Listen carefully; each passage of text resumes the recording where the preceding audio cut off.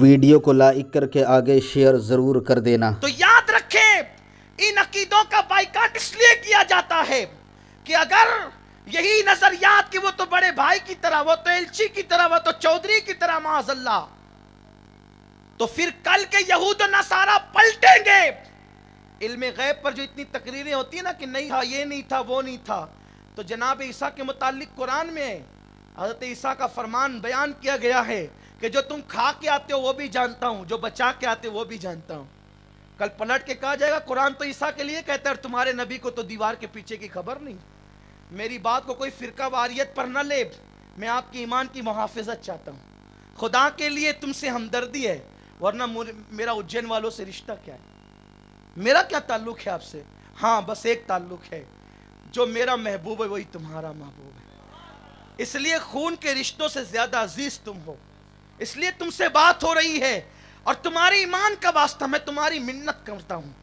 اتنا بڑا مجمع نہ ہوتا، کوئی ایک سامنے ہوتا تو اس کے پیر پکڑ کے کہتا خدا را اپنا ایمان بچا لے۔ اس کا پیر اتنوں کا نہیں پیر پکڑ سکتا، لیکن ایک کوئی ہوتا تو کہتا اپنا ایمان بچا لے۔ کیوں؟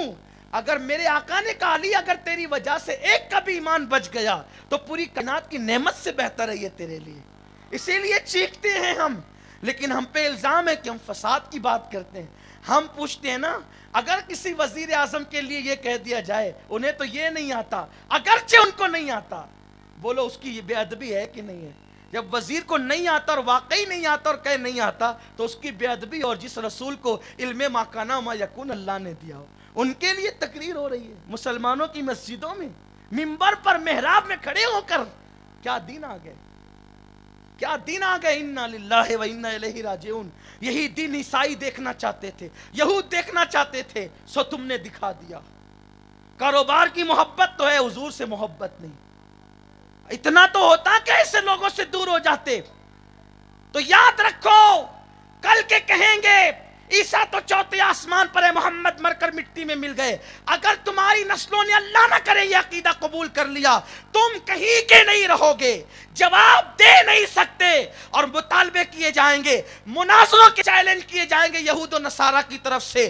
آؤ بن جاؤ عیسائی، آؤ بن جاؤ یہودی، تمہاری اولاد کے پاس کیا جواب ہوگا؟ اور اگر آج ان عقائد کے خلاف تم نے احتجاج کیا اور ان عقائد پر قائم رہے اور اس کے لیے تم نے محنت کی، جو صحابہ کے عقیدے تھے، جو اہل بیت کے عقیدے تھے، جو غوث و خواجہ کے عقیدے تھے، یعنی جو اہل سنت کا عقیدہ ہے، تو اگر کوئی ہمارے پاس آ کے کہے نا کہ موسیٰ علیہ السلام نے جو ہے وہ دریا پہ عصا مارا تو رستے بن گئے، تو ہم اہل سنت کا جواب یہ ہے کہ بے شک یہ موسیٰ کا معجزہ ہے علیہ الصلوۃ والتسلیم، ہمارے ماں باپ قربان کہ انہوں نے عصا مارا تو دریا میں رستے بن گئے، عصا دریا پہ ٹچ کیا تو رستے بنے۔ لیکن میرے محبوب کا معجزہ یہ ہے جبل ابو قبیس پہ کھڑے رہ کر کے جان کو ٹچ نہیں کیا، عصا چاند کو ٹچ نہیں کیا، انگلی صرف اشارہ کیا تو چاند کے دو ٹکڑے ہو گئے۔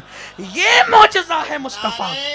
ہاں تکبیر، نعرہ رسالت، علماء اہل سنت، سنی نوری اجتماع، سبحان اللہ۔ حضرت عیسیٰ نے مردوں کو زندہ کیا، یقیناً ہمارا ایمان میرے ماں باپ قربان اس کواری بطول کے بیٹے عیسیٰ پر کہ مردوں کو زندہ کیا، لیکن مردوں کو زندہ کرنے کا مطلب تو بس اتنا ہی ہے کہ پہلے جان تھی نکل گئی پھر واپس ڈال دی گئی، اسی کو کہتے ہیں زندہ کرنا۔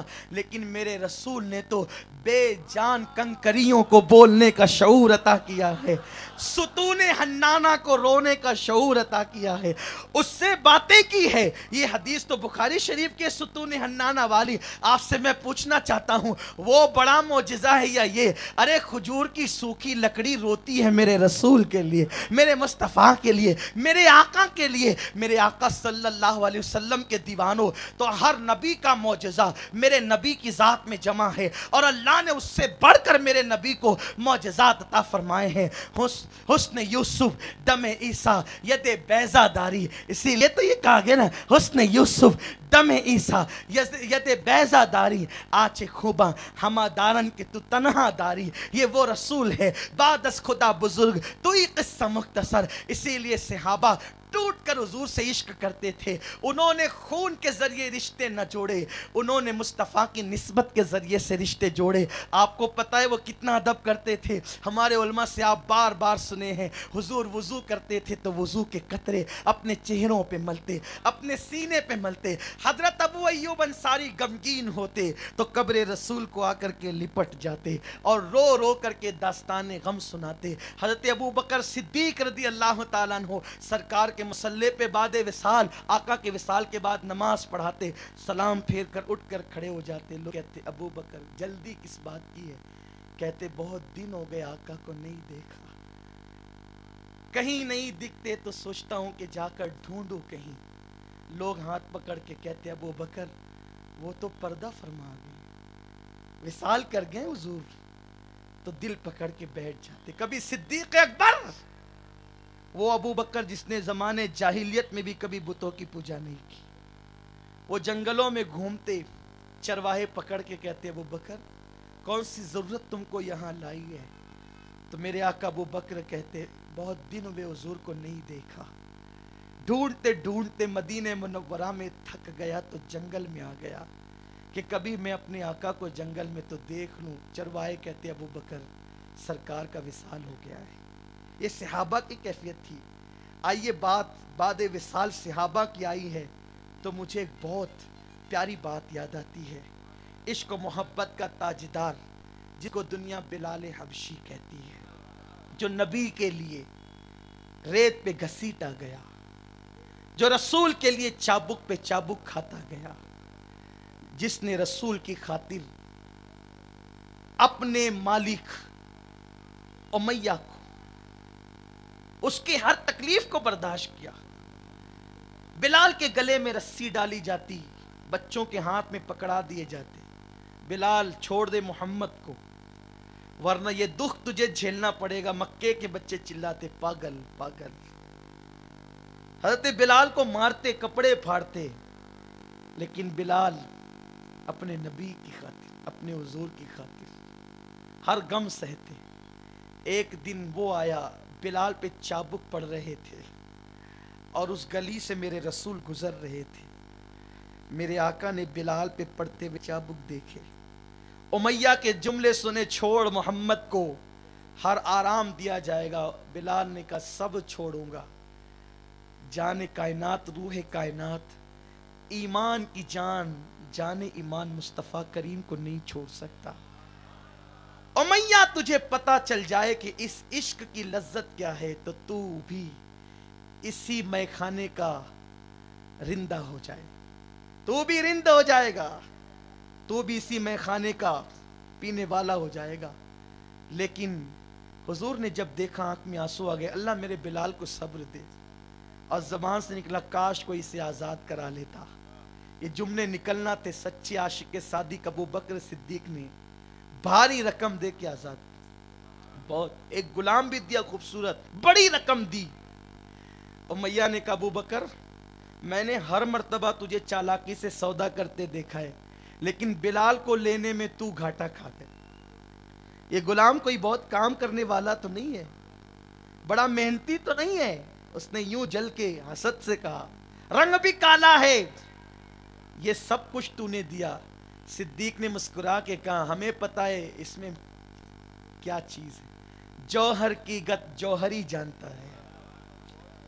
अगर कायनात की पूरी दौलत देकर मैं बिलाल को खरीद लेता तो भी मैंने सस्ता खरीदा, क्योंकि तू बिलाल का रंग देखता है, मैं बिलाल का दिल देखता हूं। बिलाल के दिल में जो इश्क मुस्तफा है वो देखता हूं। तो बिलाल ने पूरी जिंदगी हुजूर के कदमों में गुजारी। हजरत बिलाल का हाल ये था, हुजूर जंगों में जाते आगे पीछे रहते, हुजूर घर में जाते तो भी घर के आसपास रहते, चबूतरे पे बैठे रहते हुजूर की महफिल में। बस बिलाल को एक ही काम था, आगे पीछे घूमना। हुजूर कभी ऊँटनी पे बैठते तो ऊँटनी के पीछे पीछे बिलाल, कभी ऊँटनी की नकेल थाम के बिलाल। वो बिलाल कैसा, मेरा आका बिलाल कितना खुश नसीब। लोग एक झलक देखने को तरसते हैं, बिलाल हर वक्त वो जलवे जहां आरा को तकते थे, लेकिन जब सरकार का विसाल हो गया, आका के विसाल पर सहाबा को बहुत दुख हुआ, सदमा पहुंचा। इसलिए नहीं कि हुजूर का विसाल हुआ था, हुजूर का विसाल हमारी तरह नहीं, वो तो जिंदा है। अंबिया को भी अजल आनी है, मगर ऐसी के फकत आनी है। फिर वीडियो अगर अच्छा लगा हो तो लाइक करके आगे शेयर ज़रूर कर देना। अल्लाह